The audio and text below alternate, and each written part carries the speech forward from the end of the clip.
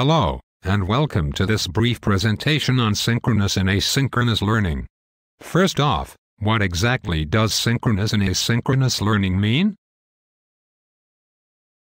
Synchronous learning means in real time and usually involves an environment in which students can receive immediate feedback. An example of this would be the traditional classroom setting. Asynchronous learning involves an environment in which learning can occur at any time and the exchange of information is available for retrieval whenever. An example of this would be an online learning environment. Both forms of learning have their positives and negatives, and let's talk a little more about those.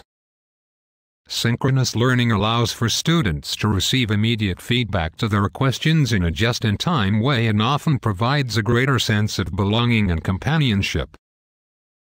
In addition, the synchronous learning environment affords the instructor a greater control over the flow of the conversation, as they are able to keep students on track within the moment and can tailor the classroom to the students' needs on the fly.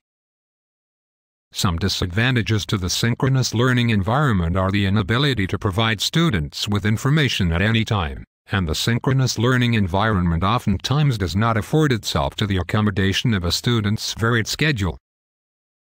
It is important for an instructor in a synchronous learning environment to incorporate modern technology in order to help overcome the traditional classroom environment obstacles. Now let's talk about the asynchronous learning environment. Advantages to the asynchronous environment are the ability to provide students with feedback at any time, and allow for the ready reveal of information at a much more rapid pace. This can be seen in the form of online chat forums, digital books, and other rich multimedia resources brought about through the advent of modern technologies.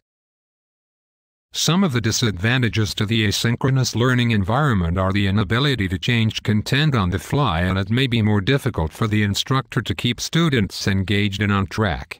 This is why it is important for an instructor in an asynchronous learning class to provide frequent feedback.